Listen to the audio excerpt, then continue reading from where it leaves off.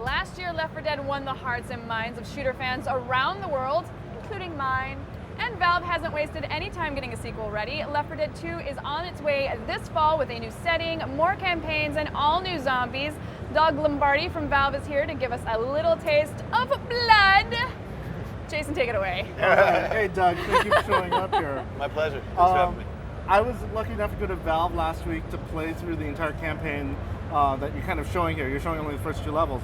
I was amazed, thrilled, excited, amazed. But the one thing... Were you amazed? I was amazed. The one thing that surprised me, though, was, we went there knowing, like, you guys are going to announce a new game. And we're all expecting episode 3, and Chet's like, it's Left 4 Dead 2.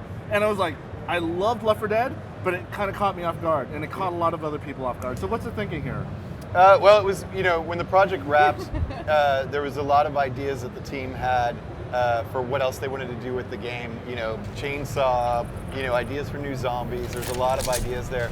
And we also get a lot of feedback after the game goes out to that many people. I mean, we do a lot of play testing, and we see a lot of things before the game goes out that we're polishing or fixing or whatever. But then when it goes out to millions of people, you see a lot more of those things.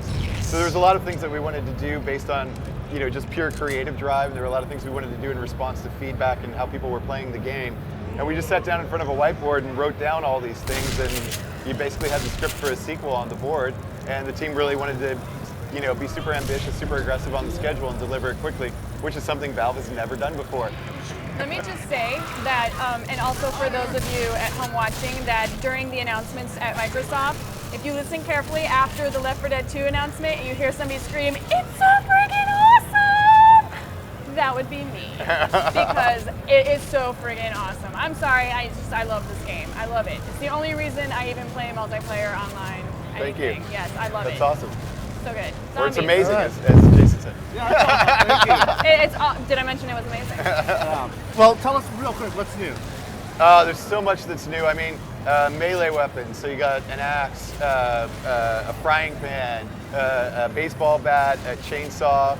There's new monsters. We're showing the Charger here. He's one of the new special infectors, or one of the bosses. There'll be 2 more that we will reveal between now and launch. It's a much bigger game, so there'll be 5 co-op campaigns out of the box this time, as opposed to 4 last time. All of them will be playable in versus mode. We'll be supporting survival mode, and there'll be another new multiplayer mode that we'll be announcing as we get a little closer to launch as well.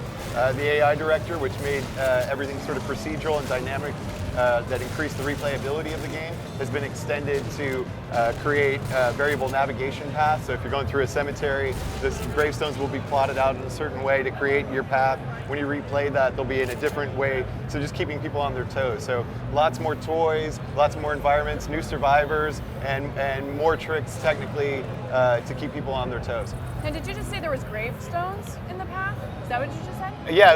I couldn't really hear. In New Orleans, because it's Yeah, below it's sea all level, above. all the graves are above ground. So as you're going through the graveyard, there's all these mausoleums that you're trying to go through. And what we're doing is dynamically changing the position of those to change the pathway that you go through as you proceed through the graveyard. I see. Okay, cool. Well, if you're watching the video, you have new characters too. What's the thing about the new setting, the new characters? Well, as folks play the game, they'll realize that this outbreak that turned everyone into freaked mutant zombies is really on a widespread. It's not just confined to the Philly and Pittsburgh area that the first game was set in the area. And so, it's affecting different humans. There's different humans that are vulnerable to it. There's also some foreshadowing to some sort of military presence in this game that folks will have to deal with as they're trying to wipe out all the zombies along the way.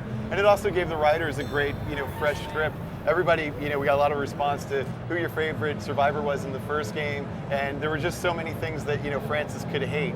So the idea of sort of, having it be on a broader scale, having us meet new people, giving us more players to play with, just sort of, was one of the things that was thrown in along the way as we came up with the ideas for the game.